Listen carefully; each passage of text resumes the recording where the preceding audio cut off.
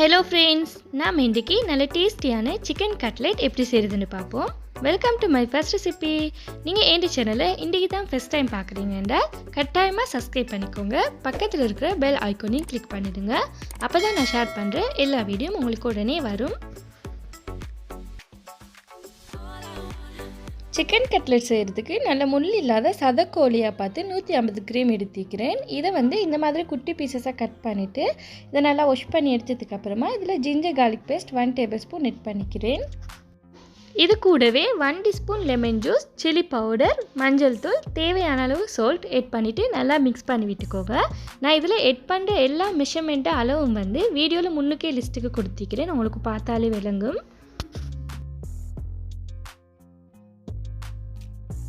நான் இன்றைக்கி இந்த மூட்டை குச்சிக்கை போட்டு தான் கட்லெட் செய்ய போகிறேன். இது நல்லா காரமாகவும் இருக்கும், நல்ல டேஸ்ட்டாகவும் இருக்கும். இதுக்கு எங்களோட ஊரில் மூட்டை குச்சிக்காண்டு சொல்லுவாங்க, ஆனால் சிலவங்க இதுக்கு நாட்டு குச்சிக்காண்டு சொல்லுவாங்க. உங்களோட ஊரில் என்ன சொல்கிறேன்னு எனக்கு கமெண்ட்டில் சொல்லுங்கள். சிக்கனை ஃப்ரை பண்ணுறதுக்காக ஸ்டவ்வை மீடியம் ஃப்ளேமில் வச்சுட்டு இதில் 3 டேபிள் ஸ்பூன் ஆயில் ஆட் பண்ணிக்கோங்க. ஆயில் நல்லா ஹீட் ஆகினதுக்கப்புறமா சிக்கனை ஆட் பண்ணிக்கலாம்.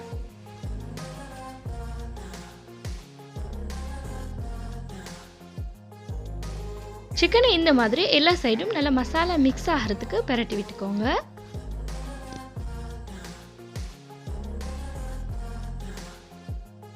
சிக்கனை மிச்சமாக முருகுற அளவுக்கு ஃப்ரை பண்ணிடாதீங்க, கொஞ்சம் லைட்டாக ஃப்ரை பண்ணி எடுத்தாலே போதும். இப்படி லைட்டாக கலர் சேஞ்ச் ஆகக்கொள்ளக்கே இதை அப்படியே நம்ம பிளேட்டில் மாற்றிடலாம். சிக்கன் எடுத்ததுக்கப்புறமா இதே ஆயிலே கருவேப்பிலை ஆட் பண்ணிக்கோங்க. உங்களுக்கு இந்த ஆயில் போதாத மாதிரி இருந்துச்சுன்னா இதில் இன்னும் 2 டேபிள் ஸ்பூன் ஆயில் ஆட் பண்ணிவிட்டு ஒனியன் ஆட் பண்ணி வதக்கி எடுத்துக்கோங்க. இது 250 கிராம் இருக்கும் ஒனியன்.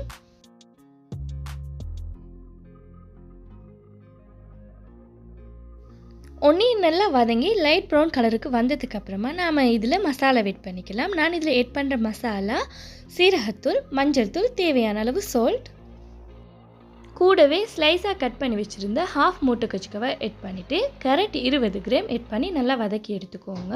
உங்கள்கிட்ட மூட்டை கச்சிக்காய் இல்லாட்டி அதுக்கு பதிலாக பச்சை கச்சிக்காவும் ஆட் பண்ணிக்கலாம். ஆனால் மூட்டை கச்சிக்காய் ஆட் பண்ணி குக் பண்ணிட்டீங்க என்றால் இதோட டேஸ்ட்டே வேறு லெவலாக இருக்கும். ஆனால் இதோட காரம் கொஞ்சம் கூடுதலாக இருக்கிறதுனால நீங்கள் பார்த்து ஆட் பண்ணிக்கோங்க. கேரட் நல்லா வதங்கினதுக்கப்புறமா நம்ம ஃப்ரை பண்ணி வச்சுருந்த சிக்கனை ஆட் பண்ணி கொஞ்சமாக வதக்கி விட்டுக்குவோம்.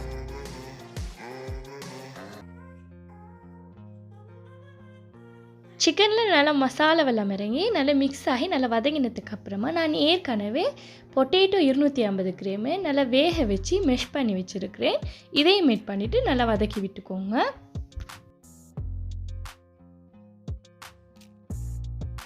பொட்டேட்டோவில் எல்லா மசாலாவும் நல்லா மிக்ஸ் ஆகி லைட்டாக வதங்கினதுக்கப்புறமா ஸ்டவ் ஆஃப் பண்ணிவிட்டு இதை அப்படியே பிளேட்டில் மாற்றிட்டு ஆற விட்டுக்கலாம்.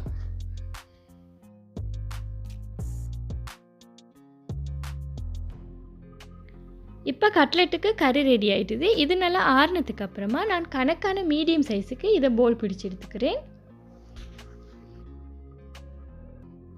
இந்த மாதிரி நல்லா ரவுண்ட் ஷேப்புக்கும் எல்லா கறியையும் போல் பிடிச்சதுக்கு அப்புறமா அடுத்தது கட்லெட்டுக்கு எப்படி கரைக்கிறதுன்னு பார்ப்போம்.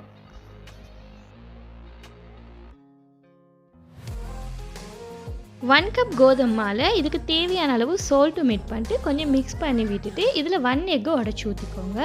அப்புறமா இதில் கொஞ்சம் கொஞ்சமாக வாட்டர் ஆட் பண்ணி நீங்கள் தோசைக்கு எப்படி கரைக்கிறோளோ அதை மாதிரி கரைச்சி எடுத்துக்கோங்க. நீங்கள் தோசைக்கு கரைக்கிற பதத்தை விட கொஞ்சம் இது இறுக்கமாக இருக்கணும். அதுக்குன்னு மிச்சம் நீங்கள் இறுக்கமாகவும் கரைச்சிடாதீங்க, அதை மாதிரி மிச்சம் தண்ணியாகவும் கரைச்சிடாதீங்க. கணக்கான ஸ்டேஜுக்கு கரைச்சி எடுத்துக்கோங்க.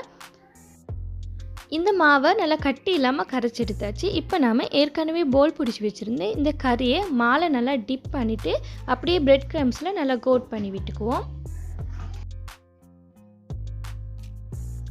இந்த மாதிரி எல்லா கட்லெட்டையும் நல்லா பிஸ்கெட் தோட பெரட்டினதுக்கப்புறமா நல்லா ஹீட்டான ஆயில் போட்டு ஃப்ரை பண்ணி எடுத்துக்குவோம்.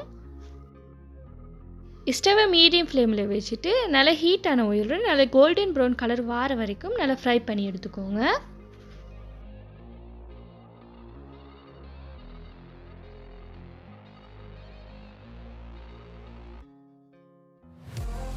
இப்போ எங்களோட கட்லெட் நல்லா கோல்டன் ப்ரௌன் கலருக்கு நல்லா ஃப்ரை ஆகி வந்திருக்கு. இதை அப்படியே எடுத்து நான் பிளேட்டில் மாற்றிக்கிறேன். பாருங்கள் ஃப்ரெண்ட்ஸ், எங்களோட கட்லெட் நல்ல டேஸ்ட்டாகவும் நல்ல சூப்பராகவும் வந்திருக்கு. இது சாப்பிட்றதுக்கு நல்ல கிறிஸ்பியாகவும் இருந்துச்சு. நீங்களும் இதே மாதிரி ட்ரை பண்ணி பாருங்கள், நல்ல டேஸ்ட்டாக வரும். என் சேனல் உங்களுக்கு பிடிச்சிருந்தால் ப்ளீஸ் ஃப்ரெண்ட்ஸ் லைக் பண்ணுங்கள், ஷேர் பண்ணுங்கள், கமெண்ட் பண்ணுங்கள், மறக்காமல் சப்ஸ்கிரைப் பண்ணுங்கள். தேங்க்ஸ் ஃபார் வாட்சிங்.